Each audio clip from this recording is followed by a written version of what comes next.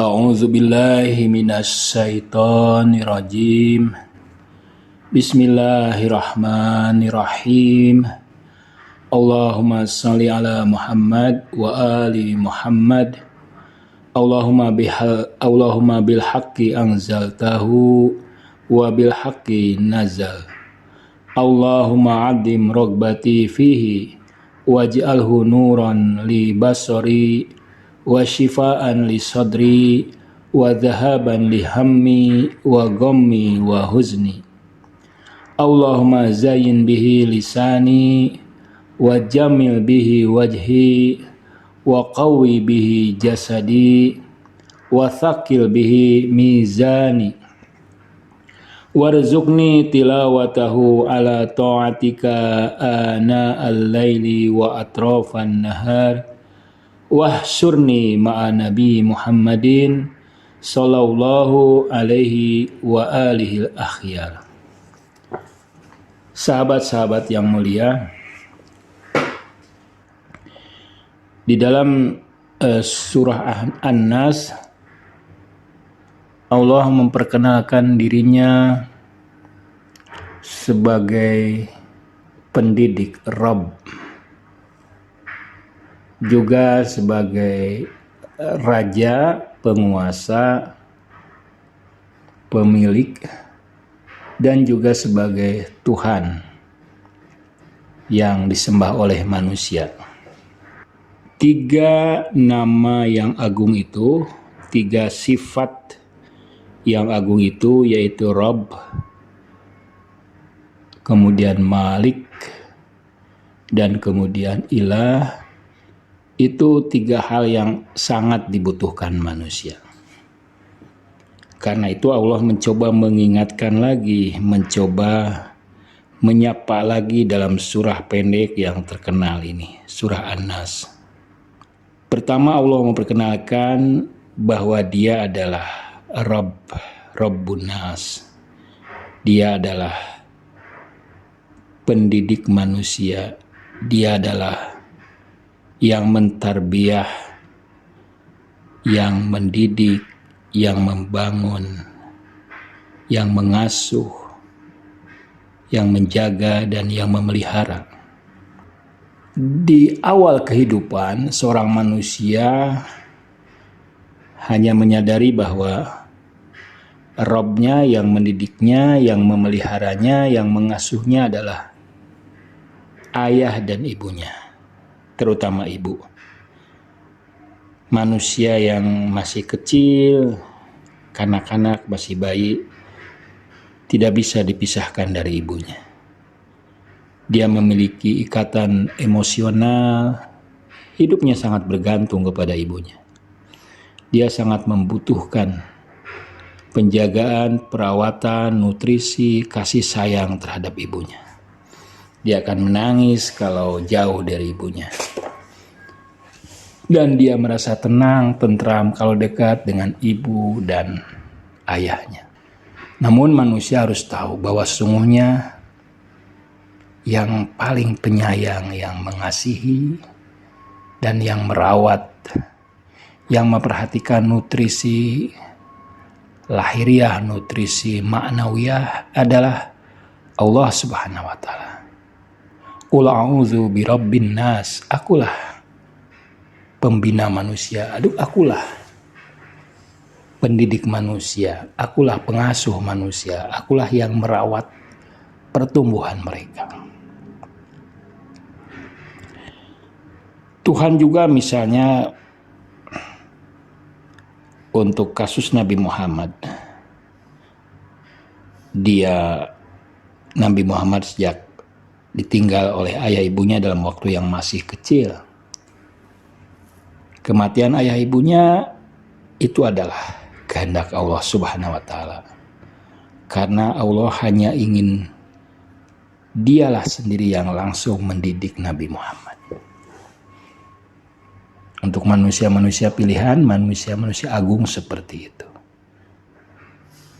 Namun kita juga mendapatkan pendidikan yang luar biasa dari Allah Subhanahu wa Ta'ala. Di awalnya manusia dididik dengan lingkungan sekitarnya. Ditumbuhkan rasa cinta pada orang-orang yang dekat dengan dirinya.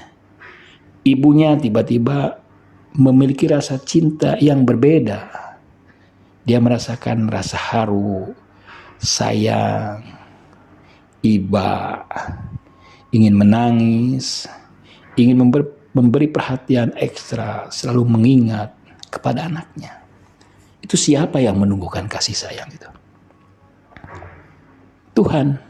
Jadi sebenarnya Tuhanlah yang paling penyayang dengan cara yang unik, dengan cara yang istimewa, karena Tuhan menanamkan kasih sayang pada ibu, pada ayah, pada saudara-saudara, pada masyarakat sekitar. Bayi yang lucu, yang masih butuh perhatian dan perawatan itu hanya akan tumbuh berkembang dengan baik dengan kasih sayang.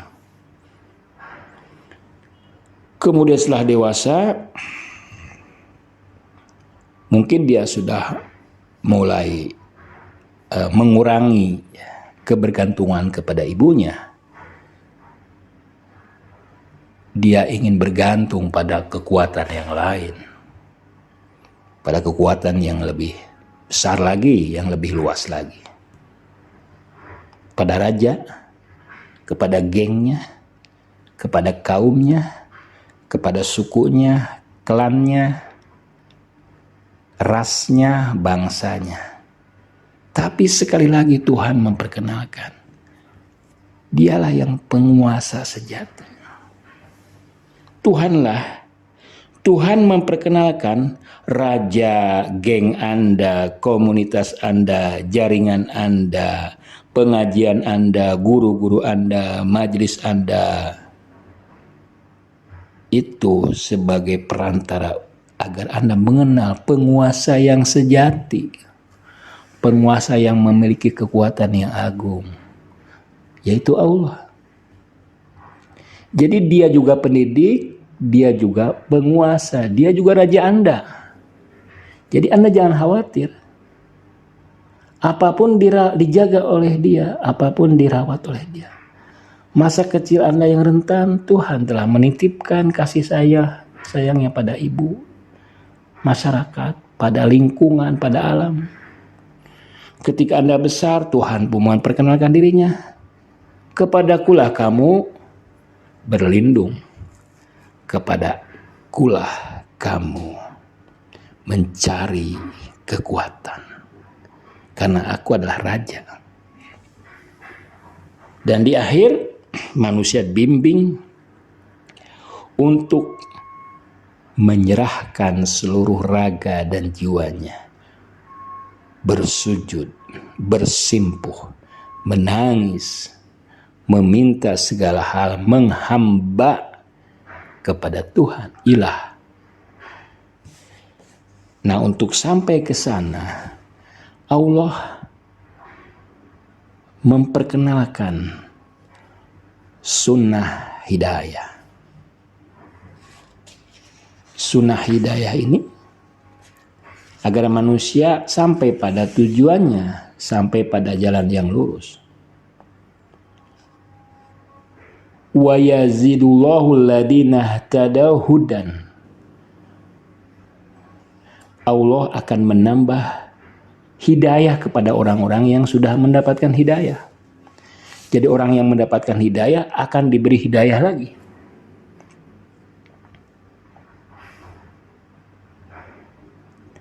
Wa yahdihim ilaihi siratam mustaqima. Dan dia akan memberi hidayah kepada jalan yang lurus.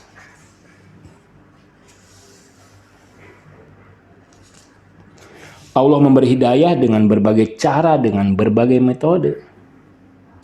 Misalnya orang-orang yang masuk Islam itu karena hidayah dari Allah. Famay yuridillahu ayyahdiyah, siapa yang ingin Allah memberi hidayah, yasrah sadrahu lil Islam, hatinya luas, hatinya terbuka, hatinya tentram, hatinya bahagia dengan Islam. Jadi tanda-tanda bahwa kita mendapatkan hidayah terhadap Islam, hati kita ini terbuka, tidak ada ganjalan. Hati kita ini lapang, bersih, segar. Tapi kalau tidak mendapatkan hidayah, wa may yurid ayyudillahu yaj'alhu sadruhu dayqan harajan ka'annama yas'adu fis sama. Orang-orang yang masuk Islam itu, orang-orang muslim itu hatinya lapang. Hatinya luas, seluas samudra. Hatinya tenang, tentram, sabar, tekun, ikhlas, gembira, bahagia. Tapi orang-orang yang tidak mendapatkan hidayah itu hatinya sempit, beban, sulit bernapas, keras, kasar.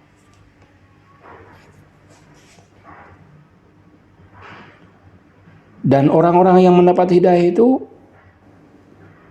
kulitnya saja akan menjadi lembut, bergetar.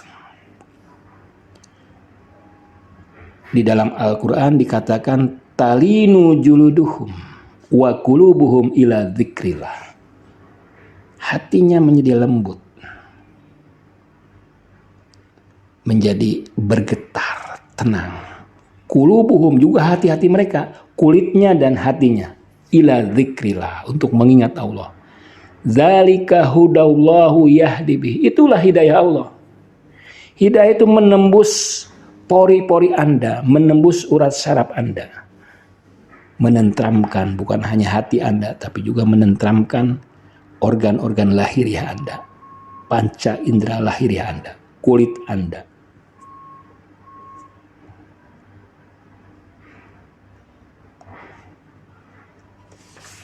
Luar biasa Allah memberikan hidayah ini.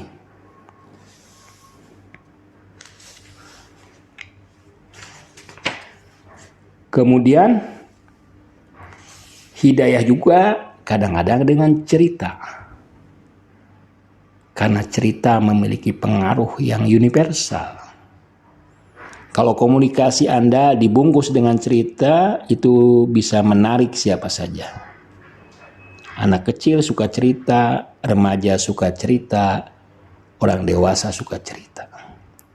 Nahnu nakussu 'alaika naba'ahum bil haqq. Innahum fityatun amanu bi rabbihim wa zidnahum huda. Kami mengkisahkan kepadamu berita-berita dengan benar. Mereka adalah anak-anak muda yang beriman kepada Tuhannya. Wazidnaum huda, dan kami tambah memberi petunjuk. Kami tambahi petunjuknya.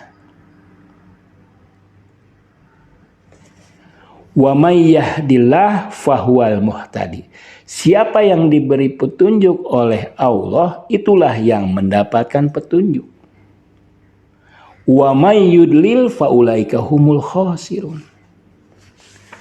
Siapa yang tersesat, tidak mendapatkan hidayah, mereka adalah orang-orang yang merugi. Di dalam ayat lain Allah mengatakan, yauma taral mu'minina wal mu'minat yas'a nuruhum baina aydihim wa bi aymanihim busyrakumul yauma jannatun tajri min tahtiha anhar khalidina fiha dzalika huwal fawzul mubin. Kamu akan melihat orang-orang mukmin laki-laki dan mukmin perempuan. Cahayanya menerangi yang ada di depannya. Kegembiraan bagi kalian. Surga yang mengalir di bawahnya sungai-sungai abadi. Itulah petunjuk. Itulah keberuntungan yang agung.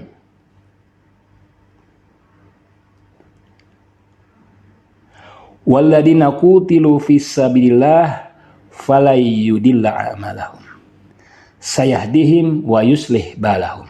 Jadi orang-orang yang terbunuh di jalan Allah, itu Allah akan memberikan petunjuk dan akan membereskan hal-hal yang menimpa mereka. Innalladzina amanu wa amilus solihati yahdihim rabbuhum biimanihim. Sesungguhnya orang-orang yang beriman dan beramal soleh, Allah akan memberi petunjuk dengan iman mereka itu. Jadi karena seseorang beriman, seseorang beramal soleh, maka iman dan amal solehnya itu akan mengantarkan pada hidayah, pada jalan yang benar. Qala rabbuna alladzi a'ta kulla syai'in khalaqahu tsumma hada. Tuhanlah yang memberi segala sesuatu, kemudian dia akan memberi bimbingan. Jadi ini adalah hidayah-hidayah ilahi di dalam Al-Quran yang akan kita temukan dalam kehidupan. Sanubari kita merasakan berbicara kepada kita, ini yang harus dilakukan. Orang-orang yang sering melakukan amal baik, sering beribadah, sering berzikir, sering menolong orang lain, dia akan menemukan, merasakan ilham-ilham yang menuntunnya kepada kebaikan. Orang yang imannya kuat, imannya itu akan menuntun, memberi petunjuk ke jalan yang lebih terang. Jadi bukakanlah hati kita, persiapkanlah hati kita, karena kita butuh kepada hidayah itu, butuh kepada bimbingan itu. Berdoalah dengan serius setiap saat. Jangan sepelekan usaha untuk mendapatkan bimbingan dari Allah Subhanahu wa Ta'ala. Karena siapa yang diberi petunjuk oleh Allah, dia akan mendapatkan petunjuk. Dalam segala hal kita membutuhkan petunjuk Allah. Dalam belajar, dalam mencari ilmu, dalam usaha. Nabi Muhammad sendiri berdoa agar dia tidak mengandalkan diri sendiri. Rabbi la takilni ila nafsi tarfata ain. Ya Tuhanku, jangan biarkan aku sedetik pun, sekejap pun mengandalkan diri sendiri. Kita harus mengandalkan Tuhan, karena petunjuk, arahan, guideline, pedoman dari Tuhan itu yang benar. Sekalipun kita berada di jalan kebenaran, kita harus terus meminta petunjuk. Karena Allah itu hudaw wa rahmah lil mu'minin. Petunjuk dan rahmat bagi orang-orang mukmin. Karena Allah itu tidak akan memberi petunjuk kepada kaum yang fasik. Hati-hati dengan kefasikan, dengan kedurjanaan, membuat pintu hidayah tertutup.